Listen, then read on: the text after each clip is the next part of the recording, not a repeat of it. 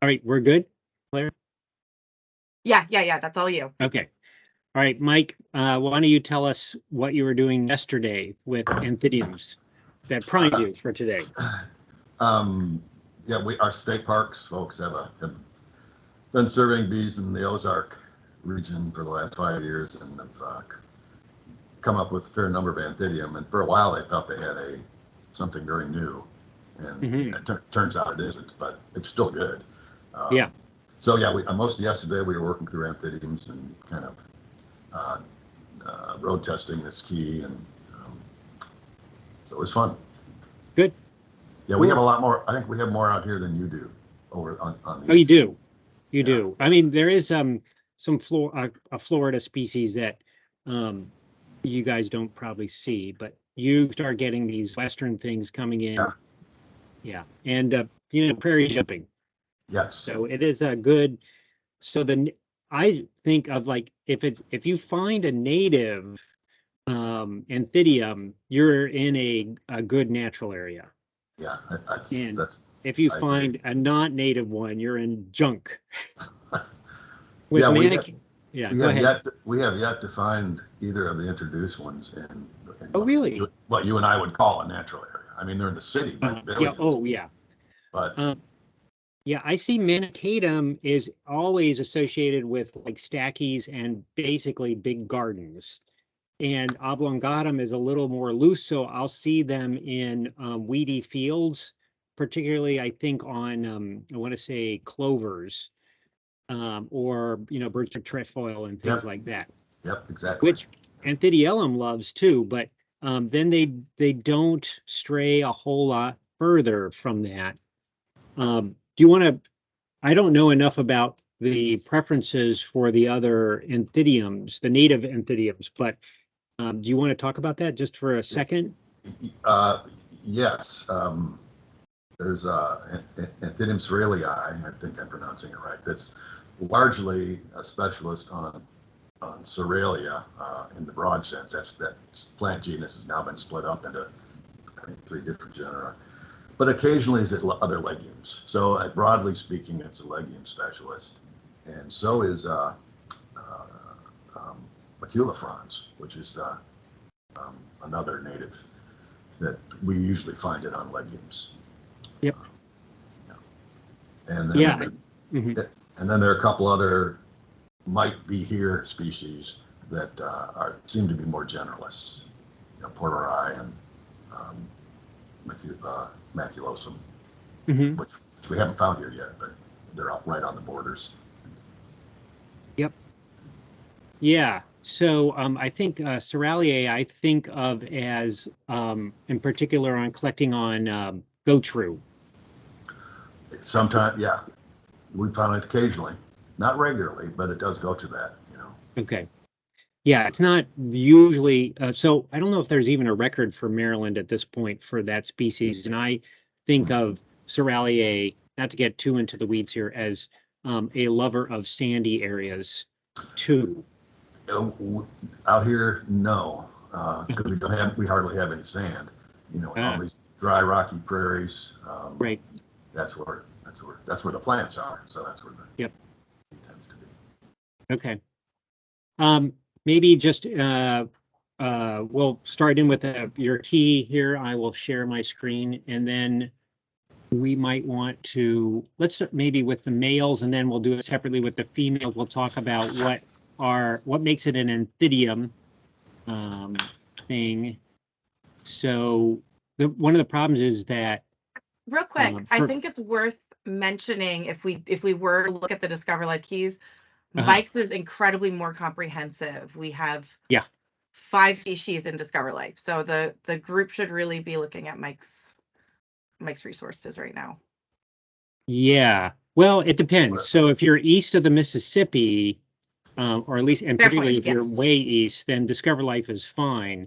But we're in the process working with Francis to upgrade the Discover Life keys with Mike's information for all these particular groups. So it will come too, but it's a geographic coverage issue. Yeah. So I'm going to share my screen here. But yes, we are definitely not covering the Midwest as it should, particularly these rare things. Okay, so do you see Mike's guide here now on screen? Yes? Yeah. Okay. So when I think of Anthidium males, I'm looking basically at a large species with the Anthidiine colors of yellows and blacks, and rarely the yellows are whites in some of the western species, actually in the southern species too. And it does not have what Dianthidium has, which is the big, tall, pronotal ridges, right. And does not have what Dianthidium has, which is the expanded tegula and the carina on the lateral sides of the pleura that define a front face and a back face, or a side face, where so in other words, a deeper pocket for the legs to tuck in. Does not have the projecting shelf on the scutellum that Anthidiellum has. We'll be looking at these things too. But what else and then the hind architecture is usually lobed. Yeah, that's what I was going to say. Yeah. I'm not sure what of the other groups, maybe Trichusa? Who else in the male thing has such fancy T7s? I don't think any of them are to the degree that Anthidium is. Yeah. I mean, they're really, and then there's on T6, there are those little hooks on either side on most of the species. And so it's pretty, the males are, and they're, like you said, they're big. And the aureolae is missing, there's between the claws. Oh, right. Yeah, I forgot about that one. Yeah, so there's a bunch of nice characteristics that will define these things, and they're uncommon, except in some urban areas where you have the oblongatum and manicatum group in, which sounds like they're not really haven't reached a lot of the Midwest, or at least maybe you're not spending enough time in St. Louis. They're here. And they're in Kansas City.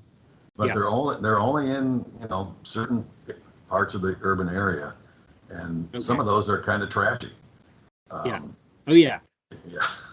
Yeah. I think of them as, like, if I see a deeply weedy place behind the fast food joint, then that's mowed twice a year. It's like, I'm going to find junky little clover and at least oblongatum. Yeah. Yeah. Okay. I forgot that it was in the cities in the Midwest. Right. Well, good they haven't invaded any further. Okay, you want to talk about, I'll pull up oblongatum on the microscope. Do you want to talk about we're going to get right into the rear end architecture. Oh, okay.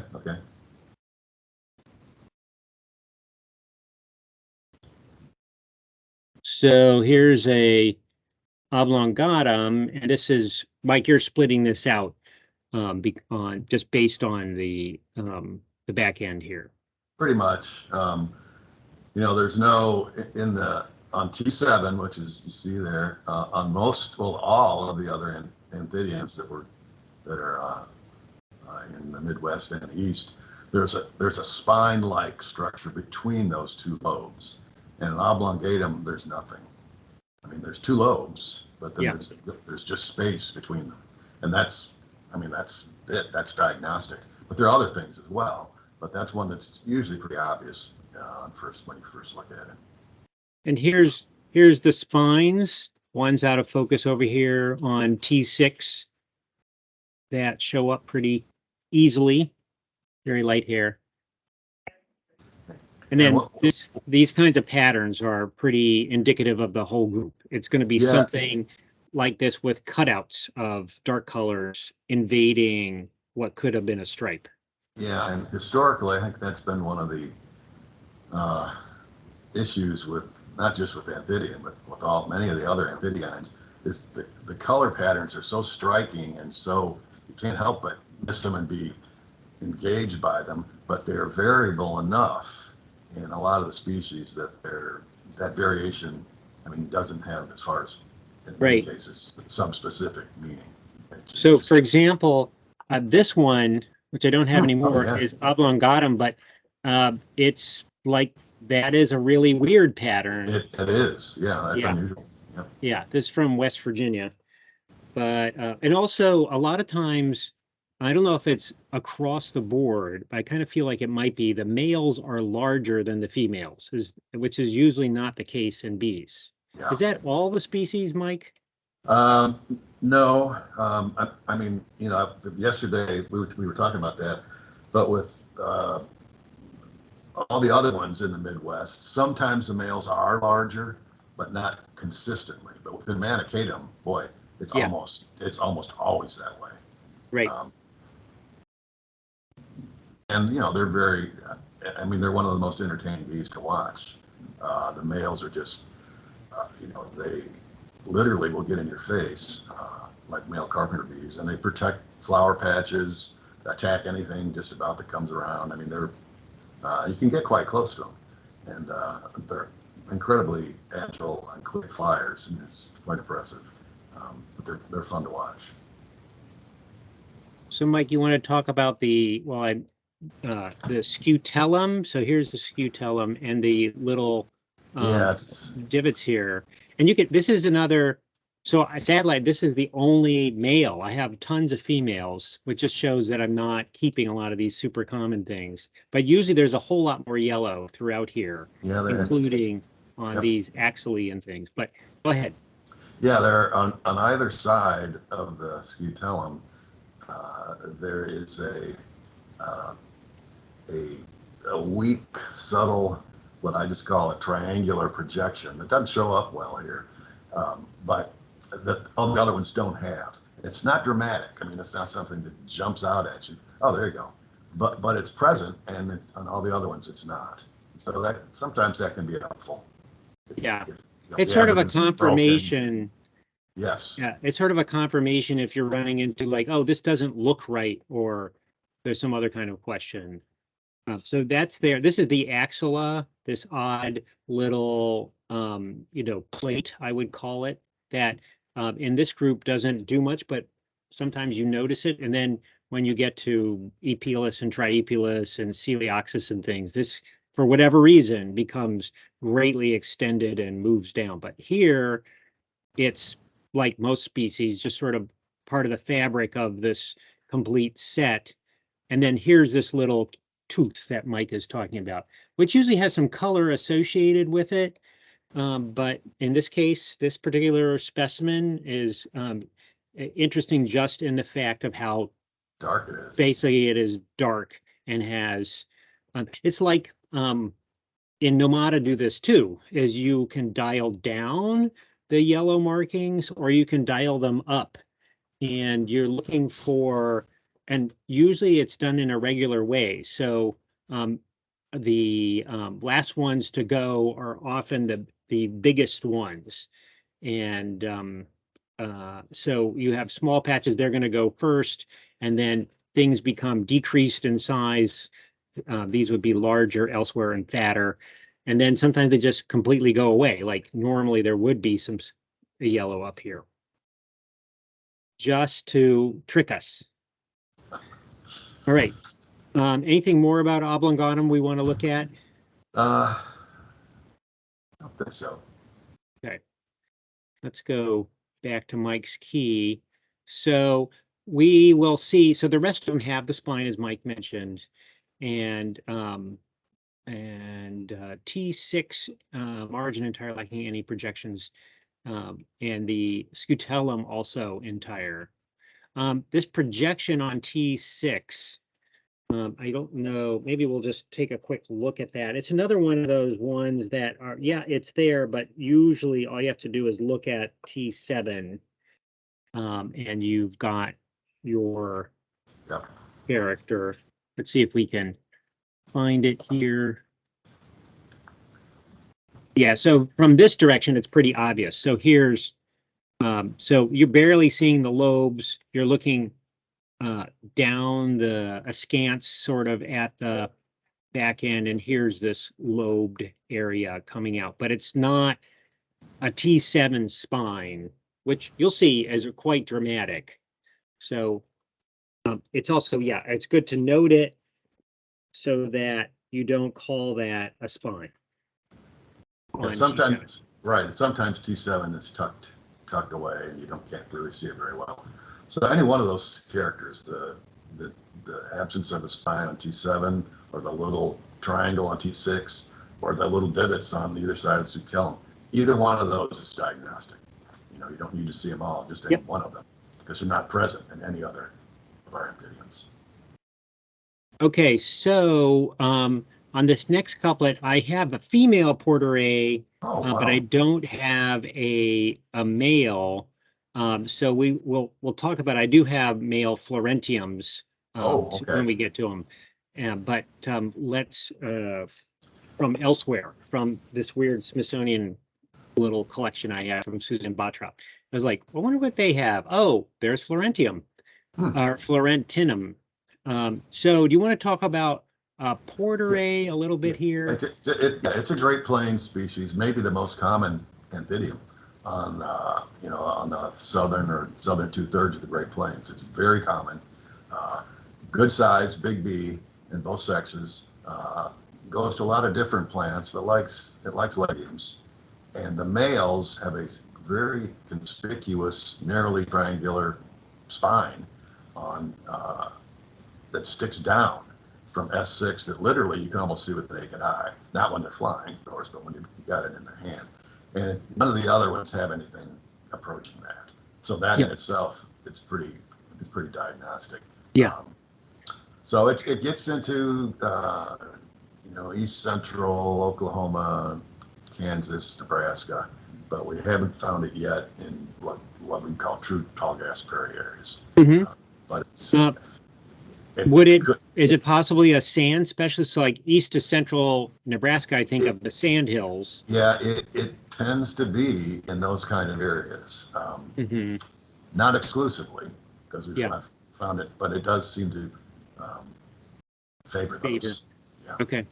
Yeah. It sounds like it's got some pretty good projections. And then in most of the east, though, you likely don't have it, but possibly in prairie pockets, and things make big jumps periodically. So you never write off some of these Midwestern species as never occurring in the east, particularly if you're working in residual grasslands, brush, sand areas. Totally. Crazy. You found some. Yeah.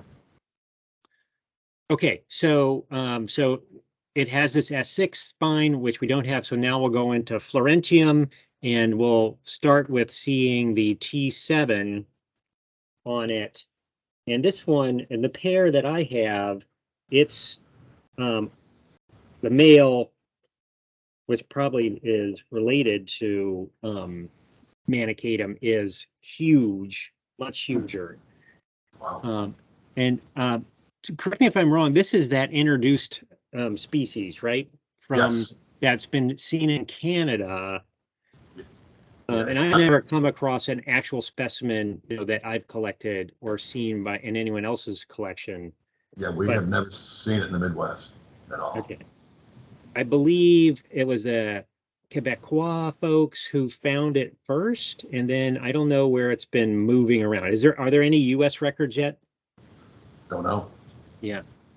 Someone can do a quick DL lookup on that and see if there's anything noted there. John would have recorded it. All right, so here's its hind end. You can notice these massive T5, T6 hooks, and you have a very pointed thing. It doesn't have much of a central spine here, interestingly, that I can see, unless we'll turn it over. This is the first time I'm actually looking at it. Here's an area that you would think, but this is I think we're just not looking at it the right direction. So usually this is one in Manichatum that's developed and will kill honeybees with. Oh wait, no, yeah, sorry. For a second, I was like, oh my gosh, is this actually a female? But you no, want to back up and explain how we kill honeybees with them? Mike, do you want to take that while I'm... Well, Manichaetum males are very, very territorial when it comes to defending floral resources. I think in the hopes of gaining a mate, and they're really aggressive. I mean, I watch them what I would call attack hummingbirds that are trying to nectar. And so they're very aggressive, and I've never seen this actually happen, but I've seen images and photos of honeybees stuck to the hind end. And when we get to Manichaetum, you'll see.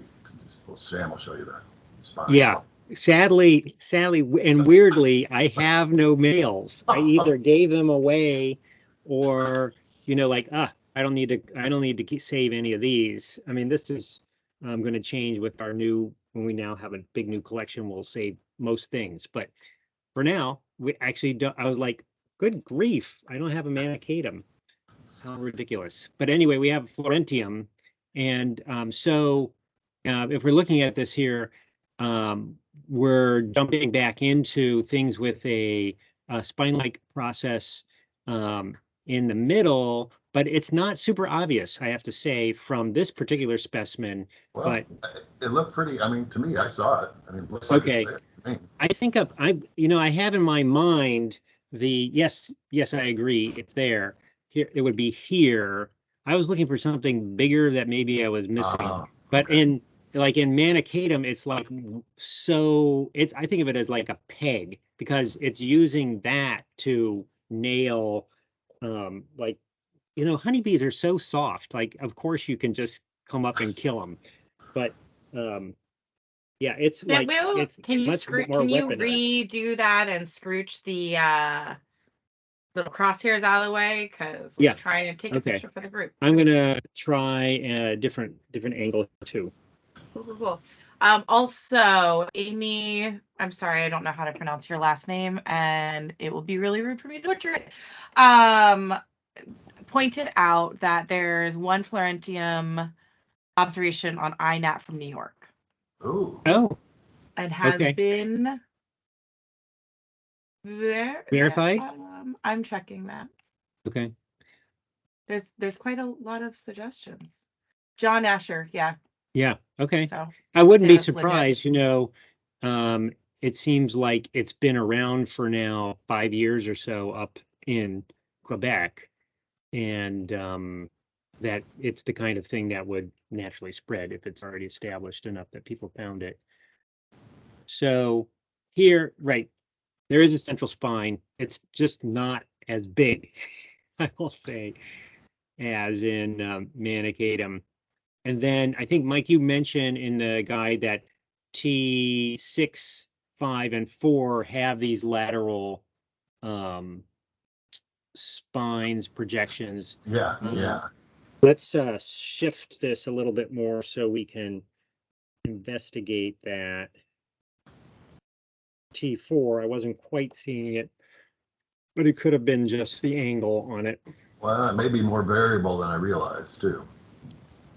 Well, it's there. It's just, here's T3 with nothing and the others would have nothing. So it's just not as, these are pretty dramatic. Yeah. And this would be dramatic in another, specimen, let's say. Yeah. And none of our other Anthidiums look like that. So that's. Okay, cool. I learned something today. And then they don't have these processes, but usually T6 has something like it on the others. So we would jump theoretically to Manichaetum, but I don't have any Manichaetum specimens. And yeah, someone can Google up a picture very easily. Yeah. It's got these really dramatic hairs that curl.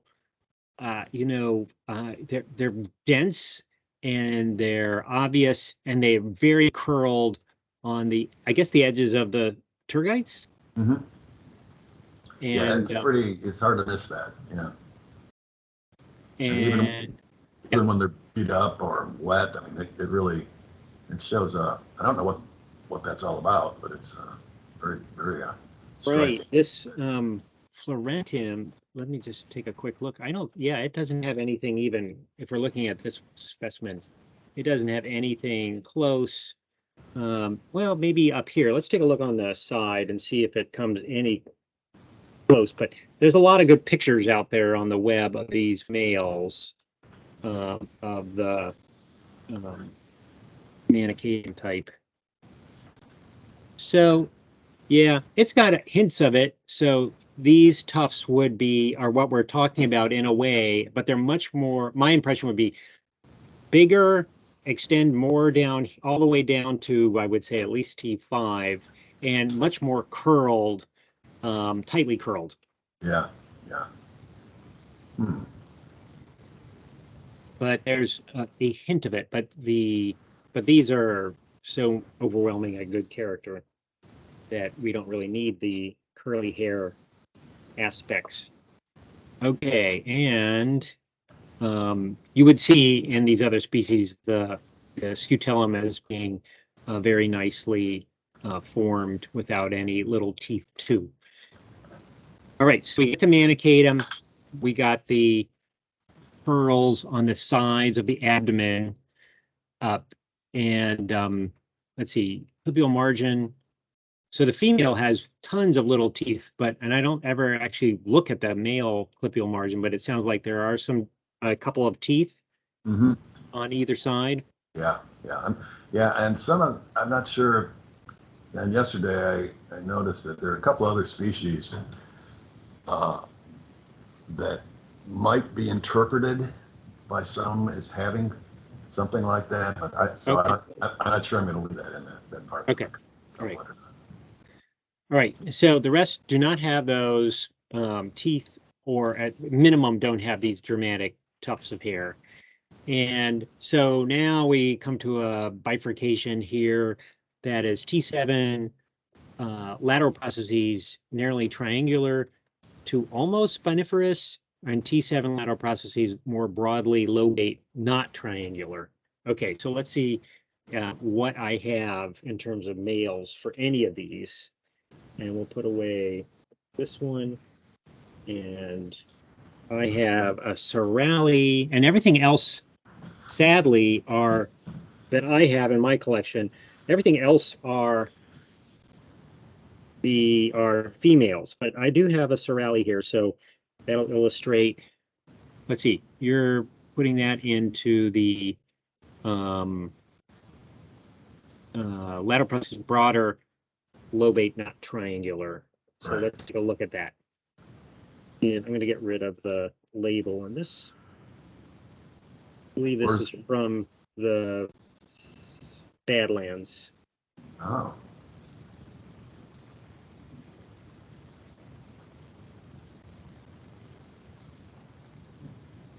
And I had a bunch of others, which I gave them to Terry because he likes Anthidiums. Should have kept some. I'll have to go out again. All right, let's zoom in. Here, this is useful. So Mike, we'll just point out, here's a nice dramatic central spine, and here's the lateral projections here. So you want to talk us through that, Mike? Yeah, what is that that's sticking? Is that part of the genitalia that's kind of... I'm going to say it is maybe one gonostylus, maybe? I'm not sure. We can flip it over. Yeah, so just so people understand, that's not part of that. That's not a thing, yeah. Yeah, so that's perfect. You see that strong central narrowly triangular spine, that's can't miss it. And on either side of that are what we'll just call lateral lobes. And with psoraleae and the next species, tenuiflorae, and many others, those lobes are more or less, we'd call them broad, certainly not spine-like or really narrow. And with psoraleae, it's kind of it's a little hard to tell, but the apex is pointed, and there's a little bit of a concavity, incurving of the inner margin. And so yeah, maybe I'll change the angle a little bit, but you're talking about right here, right? Correct. Yep. Yeah. Yeah, it's covered a little bit by hairs, but so the only other Anthidium that we know of in the east, and it's very rare, is the next species in the couplet, tenuiflorae, which is northern. It's a western bee, but it's been found in Minnesota recently, and also on Isle Royale. So geography would probably help in that case. So can you say that thing again about where the hairs are covering? Okay, I'm going to try, and Mike, you can speak to it, but I'll try a different shot if I can get a good angle. It's very curved abdomen. Let's see what a lateral look on this would do for us.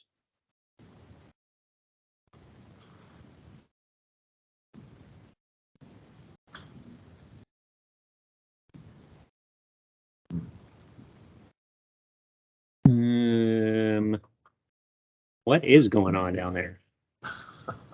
Oh, I think, so I think this is that projection, but it's completely in line with the edge. I'm not sure that's very illuminating, just to show that it creates that pocket. Let me try another angle.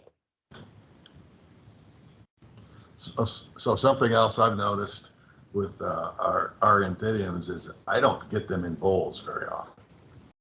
I don't know if maybe that's just me, but yeah, I'd have to look. I think that we do well. So why am I looking at the head? So we do get them in bowls at times. Like on my trip out west in July, which was a horrible time. There's a medial spine. Yeah. That's good. And let's see if we can zoom to the edge. This is the opposite one we saw. Let me get a little more. That's about all the magnification I can get, but it's most dark. I wonder if this is it back here too, that concavity, or is that something else? Let me I'm gonna up the light on this.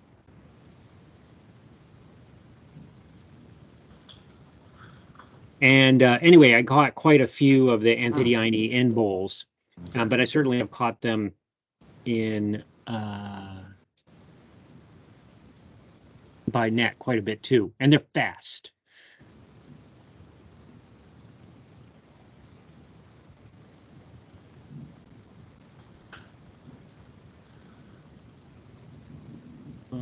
Right.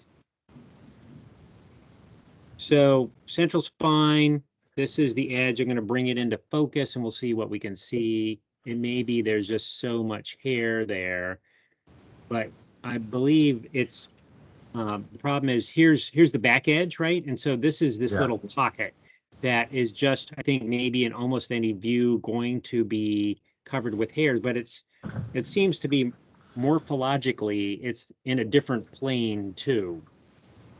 Does that make sense to you, Mike? Oh yeah. Yeah. So there's a lot. Probably you could just take pictures of all the species T7s and not have to go any further. That's if that there's a publication that came out about 10 years ago that it's basically a revision of all the New World Anthidiums, and it does have that. It has several pages of diagrams of all the T7s of all the Anthidiums in the New World, and almost all of them are different. I mean, so that in some cases with the males, that's really all you need. For the most part. Was that Betancourt's? I can't remember. No, that was Victor Gonzalez and Terry Griswold. I think it's open. I think it's open access. Actually, I'm not sure about that though. All right, I'm going to bring the light back down to a more reasonable level here, and okay, let's see. do we have, we'll go back to the guide here. So, yeah, the problem is, let's go back up to here. So we don't have this first set here that has the spine. I have the females, but that the spiniferous T7 lateral process. So yeah, it's very narrow and triangular, totally different from what we just looked at. Yeah. In anybody's viewpoint. Right, probably more like what we were looking at in the last species, the what's the one with the F? Florentinum. Florentinum. In terms of its the aspects. So yeah, an important thing to look at the back ends. Yet another picture set that we need to put together too. Oh, good. Okay, so the problem is I'd have no more males to illuminate anything here. What else do you want to say about this group of 4 here? We know how to split them into 2. Do you want to talk about maculifrons versus maculosum? Yeah, maculifrons, I think you guys should have that. I think in the east. In the south. Yeah. And the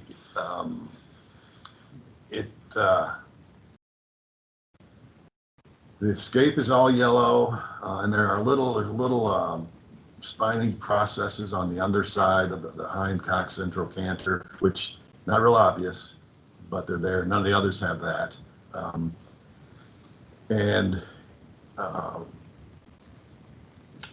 The other ones don't have yellow on the scape, but you always got to be wary of color. At least I am in the Anthidium, because every night, like we just saw with that oblongatum, sometimes they don't always have the yellow where you expect it to be. So always be wary of that. So yeah, I mean, in my maculifrons, and I think of the others I've seen in other people's collections who brought them by, it's a very pale yellow to off-white rather than a bright yellow like the other ones we've been looking at. Yeah, I think you're right. And maculosum is what real Western. I mean, there are no records of it. It might be in tall grass prairie regions of Texas, but other than that, it's far Western. Yeah. And then tenuiflorae is that real far northern one. So, these almost split out geographically. Right.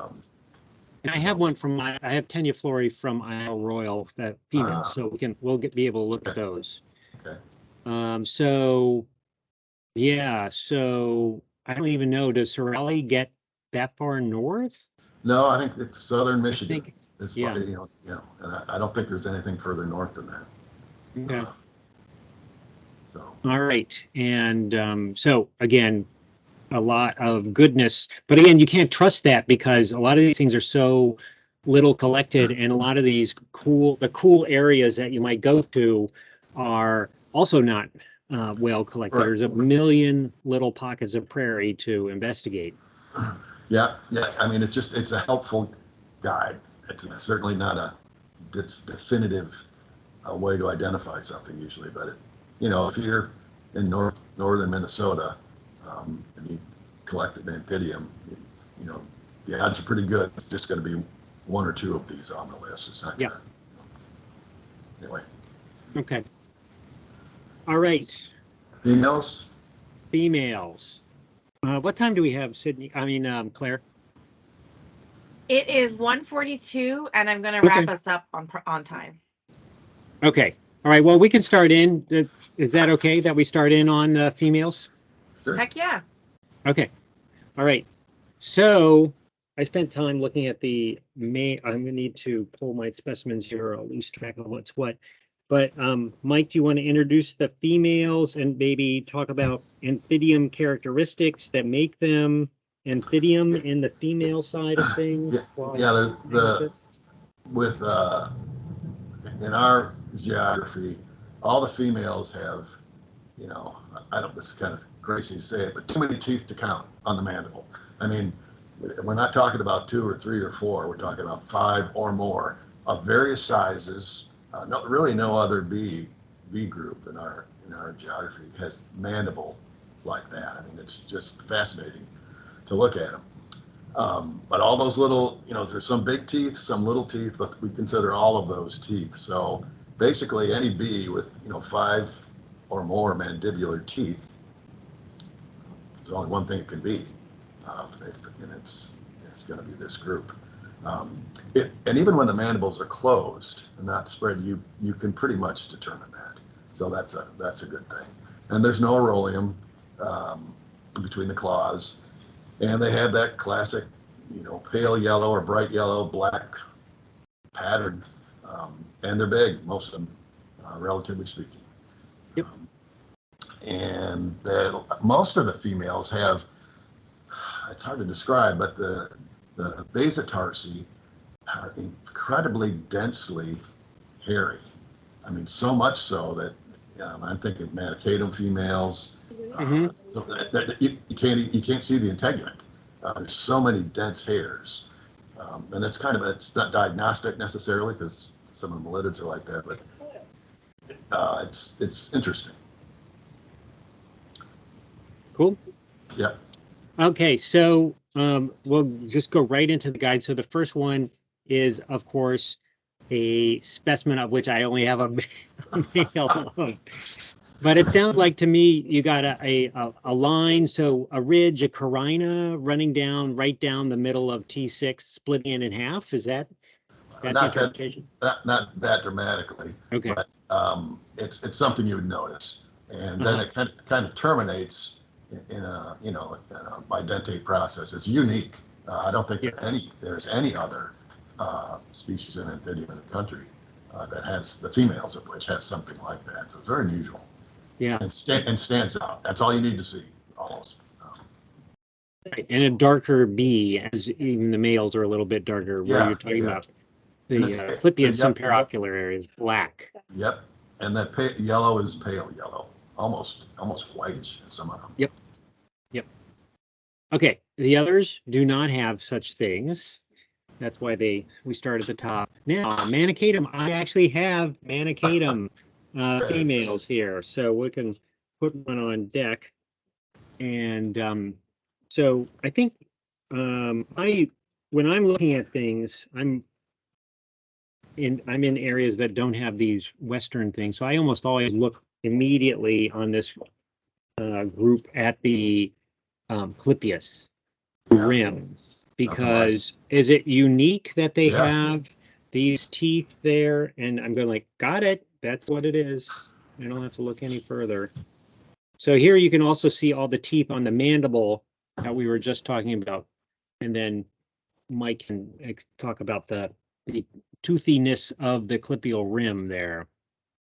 So you see the mandibular teeth, and the mandible's narrow. A lot of megachilids have a robust mandible throughout, and some of the Anthidians have it's a long mandible with a lot of teeth, but it's not as robust as, say, megachili texana or something like that. The form is different. So just a little bit above and behind the mandible, you see the apex or the apical margin of the Clippius, and it's got these little tiny teeth or denticles along the margin. And also the margin sticks out beyond what we call the suborbital line, and further than all the other native species.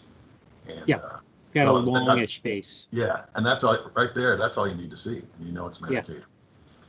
What, Mike, just out of curiosity, are all these teeth for handling fibers? Because I know sometimes they line the nest with fibers, but I'm not sure that's across the board. It obviously has something to do with obtaining or manipulating nesting material. But why their teeth of multiple sizes and and distances between one another, it's really pretty fascinating to look at that. So manicatum uses plant fibers, fuzz or pilosity, so to speak. Yeah, for sure. And they're they nest in tubes and above ground nesting cavities. They don't make the cavities; they use existing ones. And I suppose I don't know if they've ever been found in the ground or not, but maybe. Yeah. So it's a wool carder bee. Yeah. And here's something interesting, but I think it's illuminates a larger thing. So this is just a sport, this weird red area on here, and then a little bit over there. And my take would be that it's just something happened during development. But a lot of times, if something weird happens to a bee, it turns reddish rust colored. Sometimes the hairs, like if there's a damage, serotina will blank out and become reddish instead of yellow. So just something that every once in a while you run into. So there it is. Don't have any particular story about that one. So elsewhere, we don't have to deal with oblongum, but oblongum would have those little scutellar teeth. We'll just look here real quickly at the lack of scutellar teeth back here. Just a smooth line, and then when we get to oblongum, which I also have specimens of, we'll see the teeth in that area. Do you have female florentinum? I do. Should we go to that one next? Yeah, because I think it looks a lot like, well, I haven't seen enough, but it looks similar to some extent to Maffei. Yeah. And they must be in the same group. And ultimately, they may be found in the same place. I mean, once if florentinum expands, right, it could be found together. Yeah, I'm trying to see where this one is from. Quetta. I don't know where that is. It sounds like it's Mediterranean. Where is Quetta? I don't know.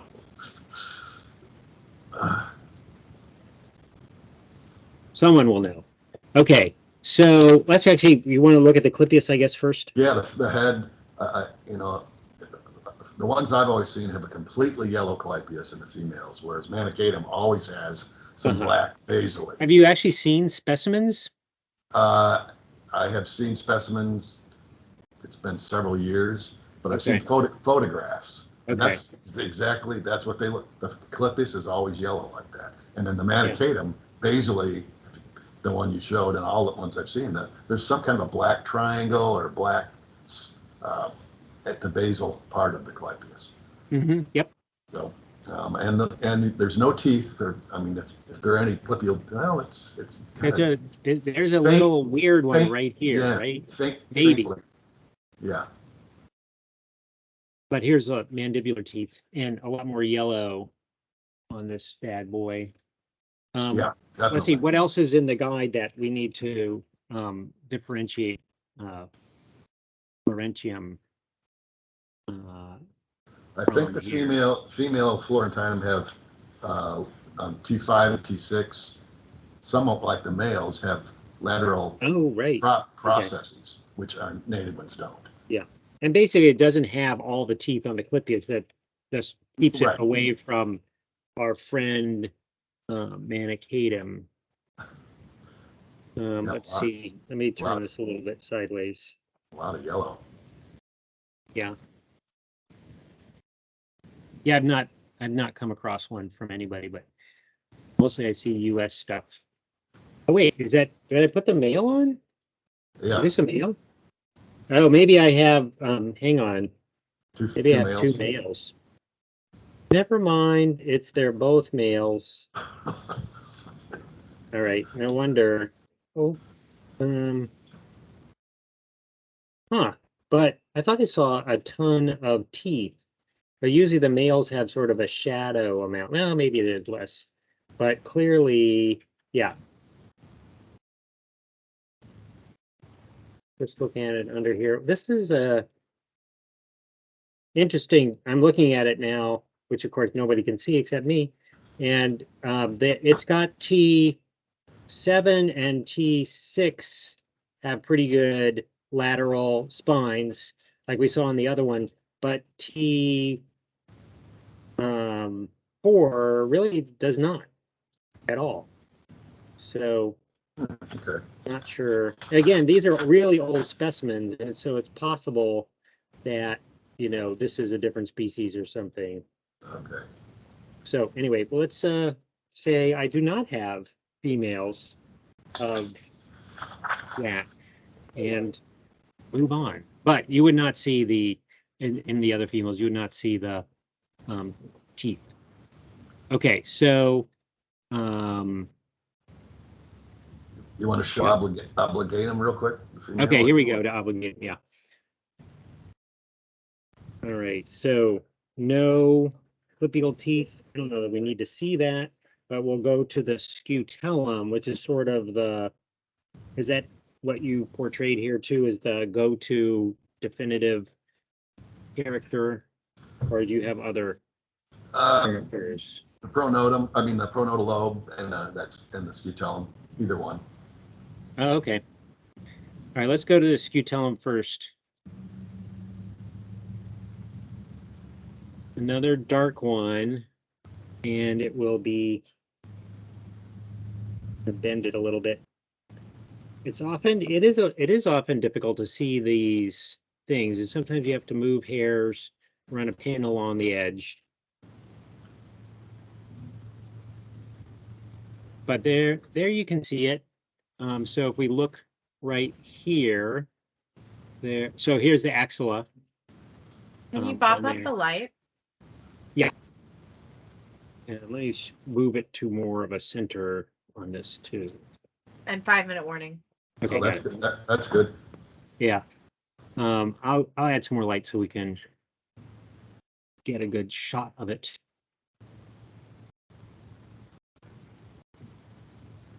You can see this is kind of subtle. I was just going to backtrack that Madeline offered a while ago in the chat, but you guys were having a good conversation, that they've noticed that the Megachilidae in general don't seem to get caught in bowls as much as other groups. It depends, but I think when you do these calculations, so we've got netting versus, ratios, that Megachilidae is lower, definitely in bowls, but Brevis, Mendica, and some of those other species we see very regularly in bowl traps.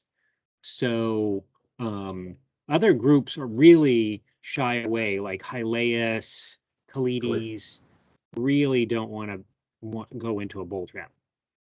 And some of that may be that they're working at higher elevations, because you put up a vein trap and sometimes you get, like, for example, some of the, what I call the spring tree Hylaeus, Sparsus, Georgica, maybe Florentinum, murky, show up when you throw something way up in the trees, and they maybe Fedorica too.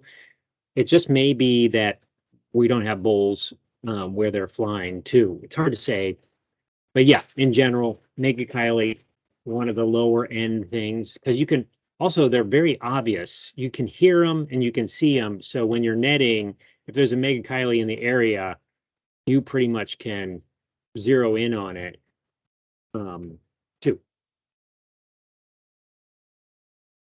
Mike, you don't even do that much bowl trapping, do you? But you see a lot of people's stuff.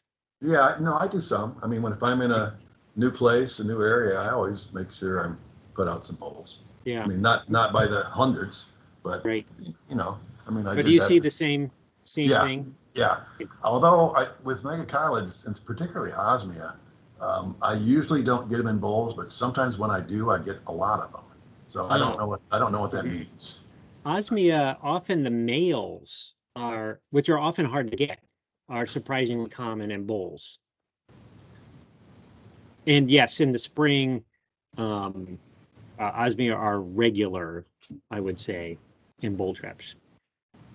So there's that process. Yep. Before we close out the day. So here's the rest of the scutellum. They actually, probably running out of time here now, but is there, you were talking about the pronotal lobe? Yeah. We'll keep that rather than adjusting the light. Let's see if we can find it here.